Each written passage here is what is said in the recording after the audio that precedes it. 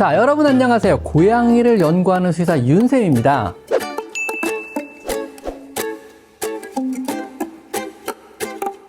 반려묘와 더욱 행복하게 지내는 방법, 오늘도 함께 나눠볼 건데요.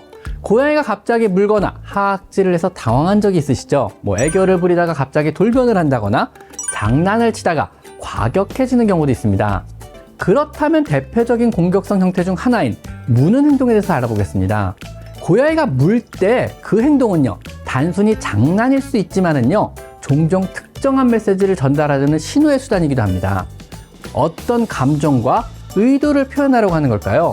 무는 행동을 교정하기 위해서는요, 먼저 그 원인을 이해하는 것이 중요합니다.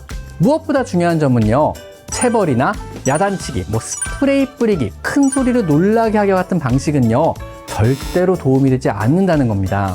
이러한 방법들은요, 고양이를 더욱더 흥분시키게 되고 오히려 공격성을 더욱더 강화시키는 이런 결과를 초래할 수 있습니다.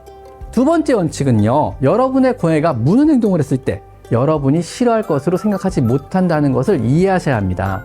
고양이는 태어나면서부터 여러분을 물어왔고요, 그때마다 여러분은 사랑스러운 눈빛으로 쓰다듬으며 호응하고 받아주셨으니까 당연한 겁니다. 새끼 고양이 시절에는요, 허락되었던 행동이니 말이지요. 즉 고양이로서는요, 그저 소통을 시도하려고 했던 것뿐입니다. 그것도 아주 즉각적이고 확실한 대화법이라고 인식을 하고 있을 뿐인 것입니다. 세 번째 원칙은요, 무는 것으로는요, 아무것도 소통할 수 없음을 알려주셔야 하는 겁니다. 체벌이나 큰 소리 등 어떠한 자극적인 제스처 없이 동작을 멈추고 가만히 바라보거나 자리를 피함으로써 무는 형태의 의사소통에는요, 어떤 것에도 응하지 않겠다는 뜻을 분명히 하셔야 하는 겁니다.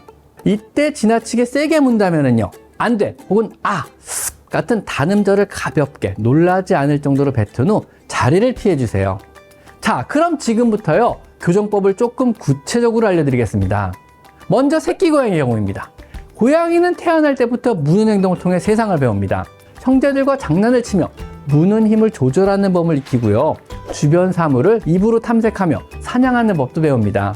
하지만 가정에서요, 사람과 함께 생활할 때는요, 이런 행동을 조절할 필요가 조금 있습니다. 먼저요, 손이나 발을 사냥감이나 장난감이 아니라는 것을 반드시 가르치셔야 합니다. 손으로 직접 놀아주는 것을 피해야 하며 항상 낚싯대나 오뎅꼬치와 같은 도구를 사용해서 놀아줘야 합니다.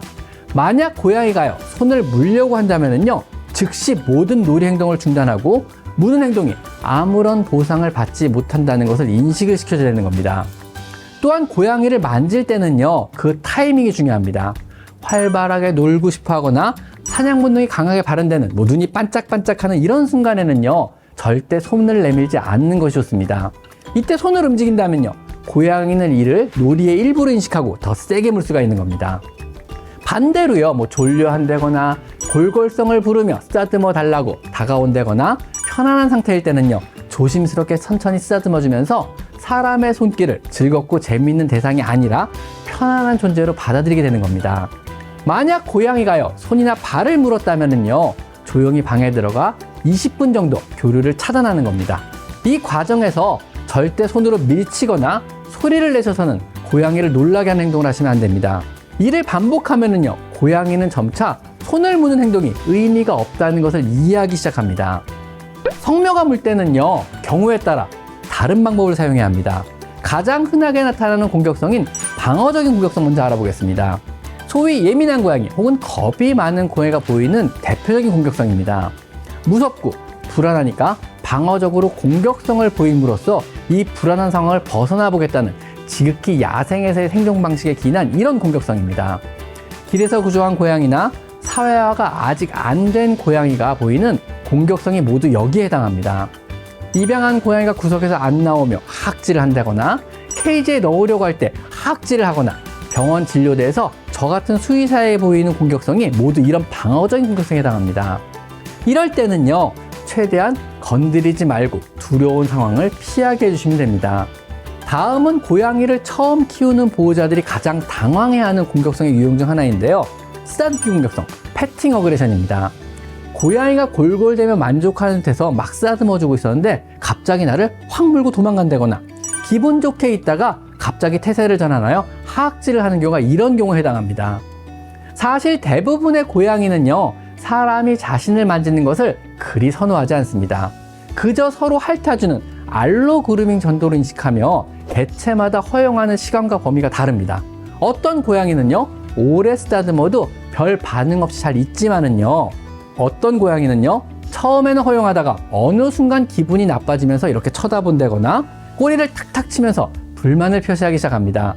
이 신호를 무시하고요, 계속 쓰다듬게 되면은요, 결국은 하악질을 하거나 발길질을 하고 도망을 가버리는 겁니다.